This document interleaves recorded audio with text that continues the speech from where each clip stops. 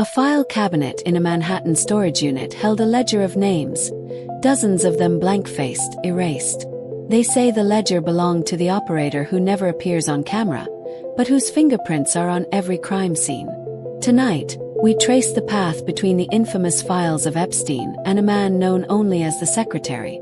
Because in this case, the secret operator controls the narrative. In 2025, massive public pressure pushed the release of dozens of pages from the so-called Epstein Files. CBS News Plus one among them was reference to an entity dubbed Operator #X, not a victim, not a socialite, but the person who coordinated the logistics, kept records, and ensured no trace of the truth remained. While investigators focused on the high-profile names, few questioned who held the files. Detective Marla Green discovered a storage locker rented under a shell company in Queens.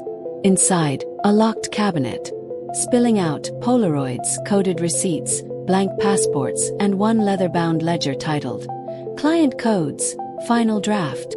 Page 47 read, VG 102. Settlement pending, root file sealed. Marla recognized VG, the initials of Virginia Giuffre. She opened to page 103. The entry, #X, operator. Transfer to NSC 5. No name given. No face. Just the code. Green analyzed decades of transcripts, surveillance logs, and computer records. She found a pattern. Every time a new record appeared in the ledger, a supporting file vanished from the public dossier. The shell company traced back to one address, a house in Boca Raton, Florida. The house was empty for years, but past renters recalled a man who came and went at dawn. Green learned the man was Donald Trump's secret nominee for asset management, a trusted attorney known for disappearing files. The ledgers transfer to NSC 5. Match dates when Trump's administration blocked release of key Epstein documents. Suddenly, the Epstein files weren't just a scandal. They were a trail of evidence pointing to someone much higher and much quieter. Green confronted the house's renter, former employee Simon Drake. He denied everything, but forensic analysis found his DNA on a ledger's binding. Under pressure, Simon whispered, "I don't own the names. Guard the ledger. The clients, they only appear when the lights are off."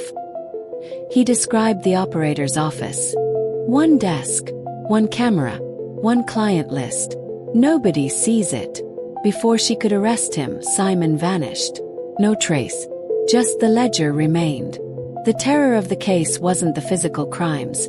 It was the idea of control. Some victims said the operator knew their schedules, files, even medical histories. One note found in the ledger next to Giuffre's name read, 2 a.m., compliance assured, video archived. When people realized the operator wasn't just part of the network, he was the network, fear spread. Green believed there was less than one person controlling thousands of pounds, properties, even political favors. Just as Green closed in, the ledger disappeared from evidence. Video surveillance showed a figure entering the evidence room. No badge, no ID, and exiting with a plain black binder under his arm. The last entry in Green's log. The ledger is gone. The operator remains. Case closed for now. Over the final frame, the phrase scrawled in red. Who guards the guard? M.O.R.T.E.M breakdown. Motive, power, secrecy, control of records of abuse and trafficking. 9 out of 10. Operations.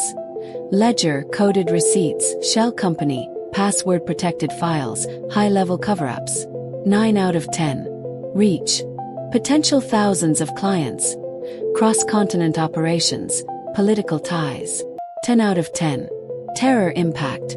The fear of being watched, recorded, erased. The predator unseen but omnipresent. 10 out of 10. Execution style. Quiet, bureaucratic terror. No dramatic violence on camera, but huge systemic damage. 8 out of 10. Mindset. Calculated, detached, collector of secrets, the ultimate operator behind the scenes. 9 out of 10. Final evaluation 9.2 out of 10. One of history's most calculated crime.